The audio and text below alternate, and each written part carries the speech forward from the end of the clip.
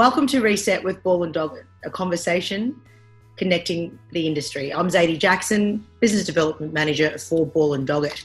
I'm excited to be joined by two guests, Allain from Pressprint and also Charlton Hemingway from Workworks. Gentlemen, thank you for sharing your time with us today. Good to be here. It's an extraordinary time we're all experiencing together, and not just on a professional level, but also on a personal level. And so many learnings to be observed, especially when the gateposts are changing so quickly. And I'm really pleased to be able to share this time with you today to get some insight into your own personal experiences and how you guys have been navigating that. And also, in a sense, to remain optimistic in what would currently be described as a world of uncertainty. So I would like to start off by sharing the breadth of both your experiences for each of you gentlemen before we get into the Q&A. Mr. Allain. Allain's passion for craft of print is unparalleled. A journey starting off as a trade compositor, then learning the craft of 1 and 2 colour print right through to understanding every facet of the print floor. Having a true understanding of not only the technical elements of print, but to building previous successful businesses. Allain's reputation in this industry is strongly represented in the quality of work and the steadfast relationship he has built in his career. Allain now leads alongside his business partners one of Australia's leading specialist brand in high-end digital printing at Pressprint, producing award-winning work that is considered, detailed, and sits comfortably on the global stage, comes from a strong belief in taking on what other companies will not, either from the degree of difficulty or from intense time restraints. Pressprint has been in business for 10 years and has grown from 3 to a dedicated team of 20, with a commitment to servicing clients and delivering high quality printed experiences, which is the paramount to their ethos. Mr. Charlton Hemingway, formerly a project manager and team leader for end-to-end print, packaging and promotional merchandise procurement for a varied portfolio of clients ranging from government, FMCG, financial services and creative agencies. Most recently, the co-founder and managing director of Workworks. Workworks is a specialist production consultancy working with creatives of all sizes and scales to help remove the pain from producing high quality bespoke production outcomes, helping translate the gap from design concept in manufacturing ability. In other words, they make what are often square pegs, design concepts, fit in round holes, manufacturing outcomes. With 20 years of experience in manufacturing, they are able to translate manufacturing and design language to ensure the true intent of your creative concept is realised, helping manage commercial budgets, minimum quantities, sustainable requirements, and design intent to achieve crafted bespoke outcomes. Gentlemen, that is a breadth and wealth of experience, so thank you for being here. So let's jump right into it. Now, the key theme for both of you is the concentration on specialty high-end work.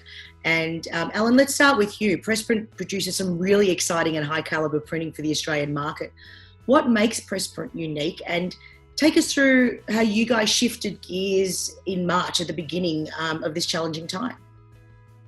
Okay, so I'll go back to the start, and really when we came into the market 10 years ago, it was reasonably crowded with lots of people doing the same thing and lots of people saying no to the same problems. So we came along really with nothing else apart from being brave and being courageous, and I think being good enough to take on a challenge, and we decided to say yes to most things rather than say no to most things. Mm-hmm. And I think with that came experience and belief that it really doesn't matter what the problem is, there's always a solution. It may not be exactly what you saw as the solution right at the start, but certainly it gives the client most of the boxes they're looking to have ticked. So I think that for us has been really the key to our business, is just having belief that you can really find a solution for your client anywhere, and no should be reserved for incredibly special moments rather than for run-of-the-mill part of the course. In March, obviously it was a staggering event for us, and the first week or 2 or 3 were incredibly filled with fear and doubt and not knowing. And I think we all struggled collectively as a business. I think our clients did, I think our suppliers did, I think obviously most of the world struggled with, the not knowing. Yes. And I think the very first things we did were to be very honest with where we were at financially, with our staff's mental health, with our mental health, with my wife's mental health, with everybody's mental health. Yes, and yes, absolutely. really what your position is.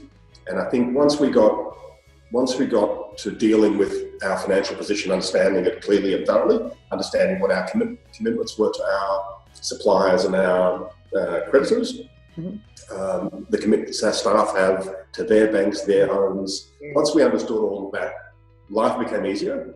Once we went past the first 3 or 4 weeks of the initial COVID lockdown, life did become easier because we understood more what the game was. There was clarity.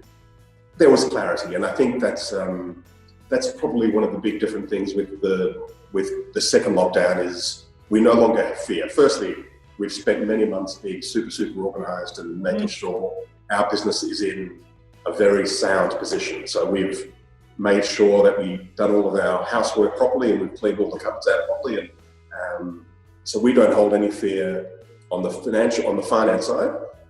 Our staff are in a very good position. They understand that there are days where there's less work, more work. We're all incredibly agile, incredibly flexible. We understand there are going to be bad days. Hopefully there are more good days. But fundamentally, we've coped with it okay. And I think we've made lots of subtle, nimble changes along the way that have left us in a reasonably good position. So mentally, we're quite happy at the moment. There's still the struggle of the second lockdown blues, and I think the difficulty of going back through the initial feelings that one had. But it comes from a slightly more empowered position now. And you've empowered your staff along the way to be able to come to work and know that you guys have got it under control. The war chest is sorted. We know what we're doing. Absolutely.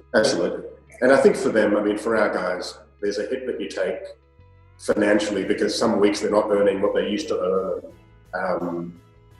But I think the best security you can have is to know that the bread, or the place where the bread comes from, is secure. Yeah, absolutely. So there's a nice strength there for them at the moment. It's not perfect. It's not going to be perfect for a while, but we're well in control of where we're at. Oh, that's fantastic. Thank you for sharing that, Al. Appreciate it. We'll move over to you, Mr. Charlton.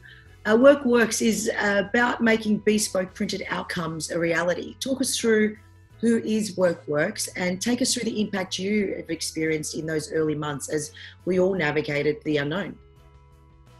Thanks, Adi. What is Workworks? Well, I suppose my time in the industry, working, I suppose, of varying different clients across various projects, I just noticed that there was a potential lack, a missing, I suppose, niche in the market. So really where Workworks came from is we really want to help creatives and manufacturers in Australia produce world-class outcomes. I mean, that's our goal. And to do that, we keep coming back to this word translation. So our client group always have design ideas and they want to produce beautiful things. So we leverage that with our manufacturing knowledge to create, beautiful products that are environmentally sound, products that are efficient and produced in a way that the manufacturer is going to get a great outcome and that the designer is going to get the intent that they're looking for. What was the second part of the question? It was about the COVID. So just how you guys navigate. What experiences have you had?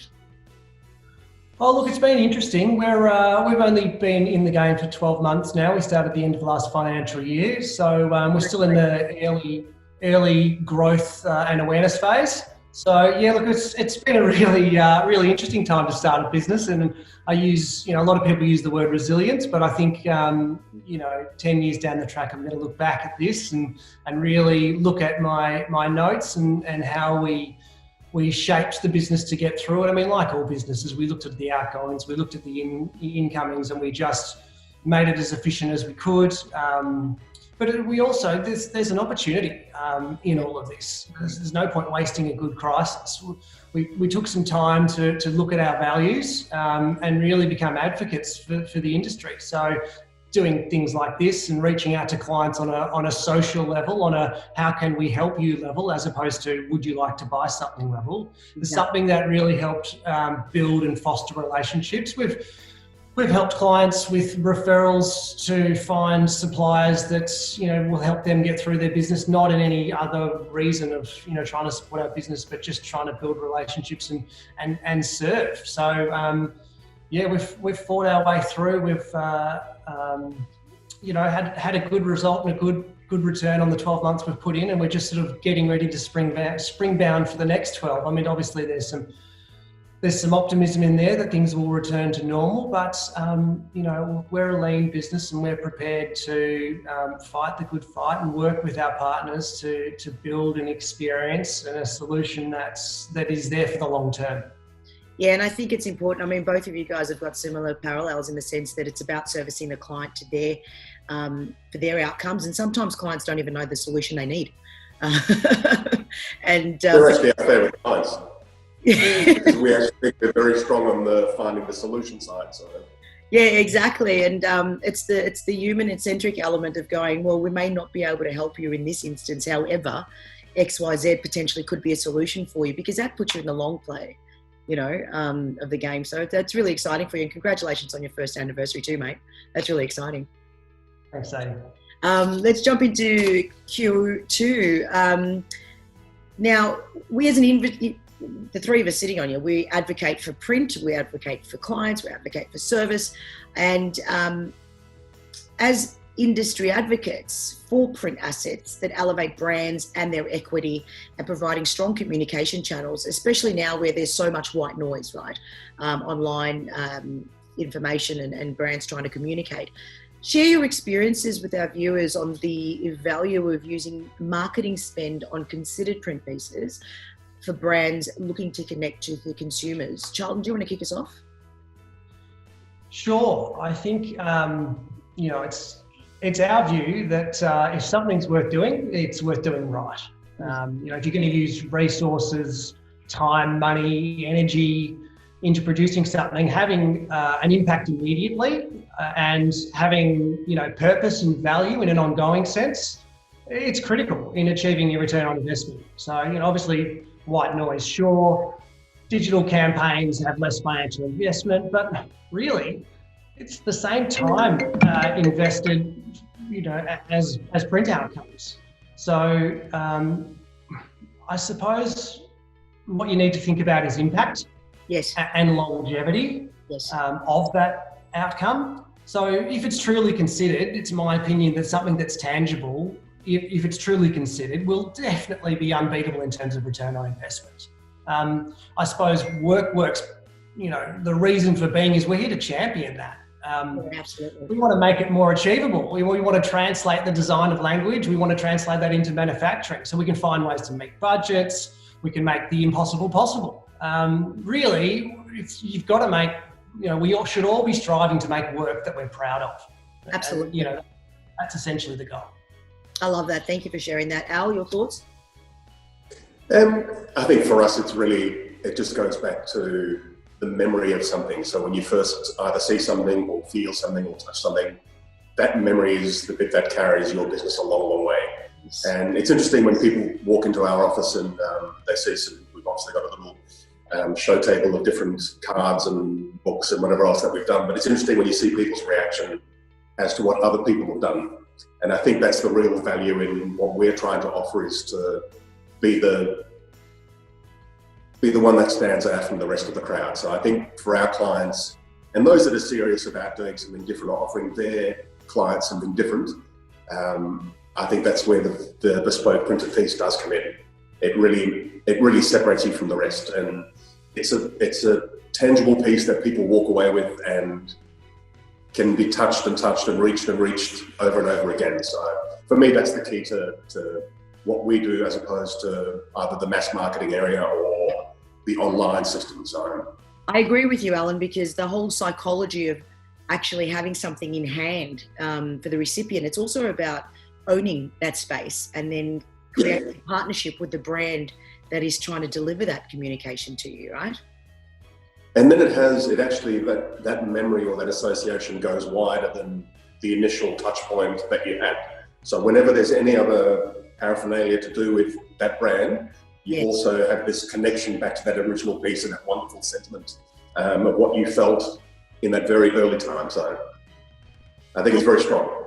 Yeah, absolutely, because there's a memory that happens when you're touching something and your haptic sensory going off tap. You know, you remember that beautiful stock, you remember that beautiful embellishment, you know, or the technique, as Charlton's amazing at coming up at really creative translation, you know, for design. Yeah. I think that's the exciting part that print actually affords somebody and a brand rather than seeing it online. And that memory is tattooed, it's there forever. So Correct. You're carrying that forever. It's a pretty, I think it's a very important, a very specifically strong reaction to get to a printed piece. Correct. And I think that it also comes down to the way that it is delivered by, whether it's the design agency, by us, our responsibility to the consumer to talk them through and partner with them and show them the experience that could possibly come from this, and the experience meaning the return on investment for them, you know?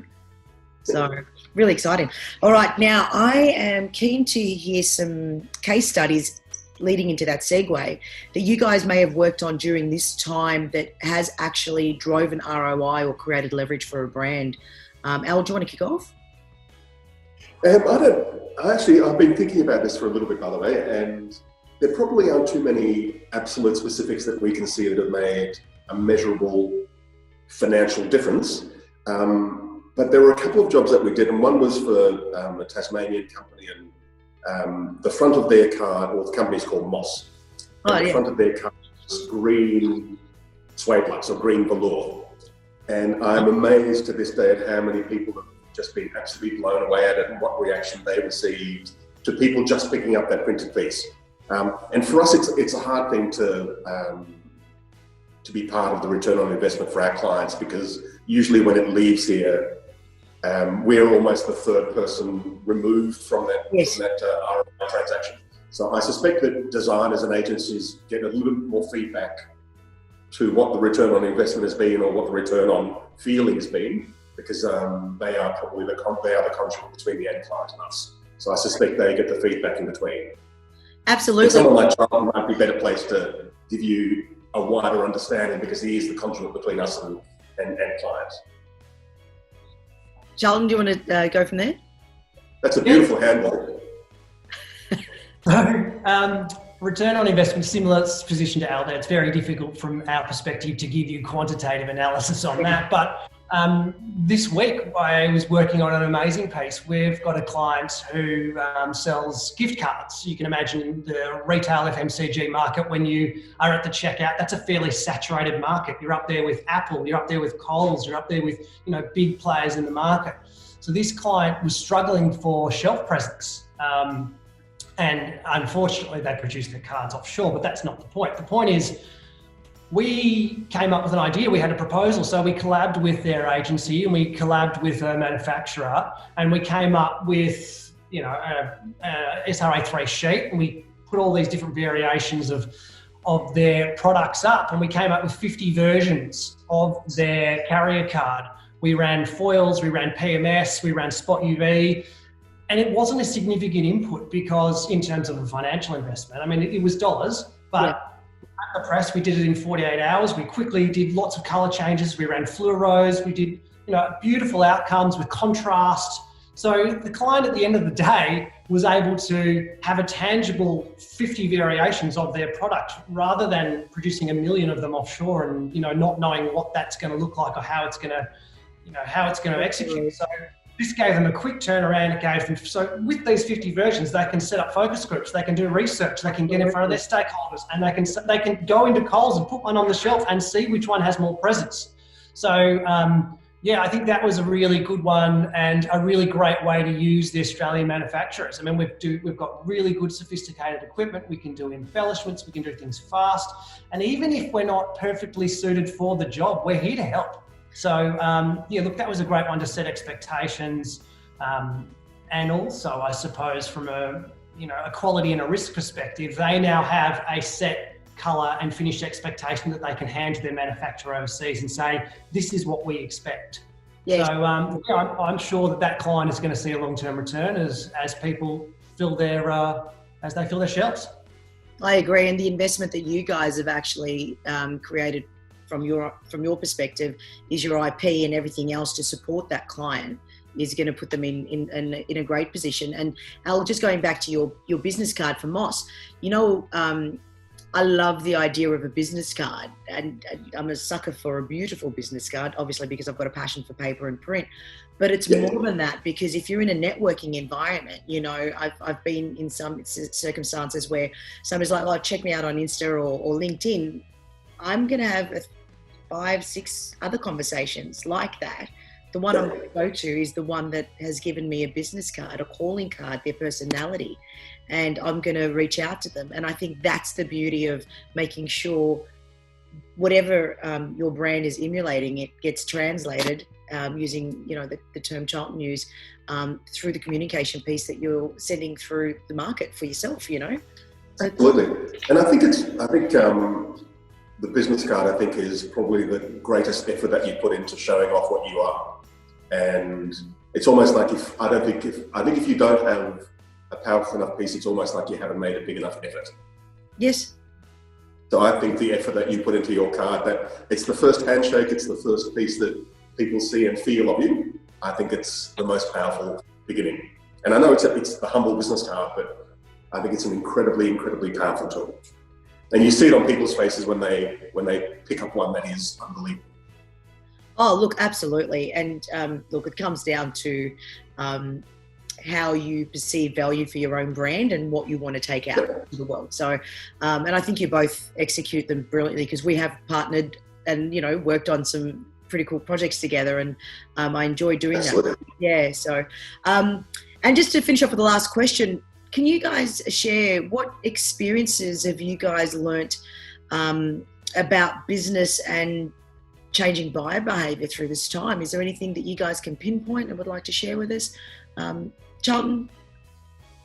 Oh, I think if I think about buyer behaviour in the current market, the word that screams right now is certainty. I mean, not just from a buyer behaviour, but I suppose just in a world in general where there's a lot of uncertainty.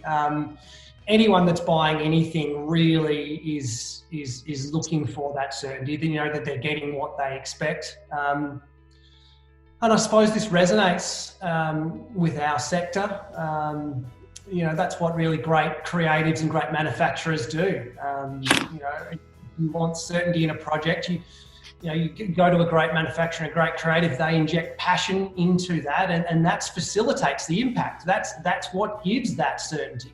So, we help creatives with certainty. We help manufacturers with certainty. I suppose creatives, we talk about the design intent. We talk about what they're trying to achieve. We talk about commercial parameters, raw materials, environmental impacts. These all to sort of set what's available, what's achievable, what they're going to get, what their expectations are. And then I suppose from a manufacturer's perspective, we're pretty similar. Yeah, we provide them clear briefs, clear files, so they have certainty. They expect a file. They're given a deadline that's achievable. We're asking them to produce something that they can achieve. So, yeah, I suppose that's that buyer behaviour of seeking, something that is within their expectation and will exceed their expectation, something they're proud of. That's something that we want to strive for. I love that. That's really exciting. And I think it's all about giving confidence, right? So, and that's what you guys are doing in your business model for your clients, because you know them the best. Al, what about you guys at Pressprint? Yeah, we're quite similar to Charlton's take on it. I think being truthfully understanding of this world at the moment, it's not a boom world. It's not a world that's going to fall apart next year. We're going through incredibly difficult times. But I think you need to be very clear-minded about what is actually going on. And there is a pandemic, but a pandemic is not centuries long. A pandemic has a time frame and it'll be manageable.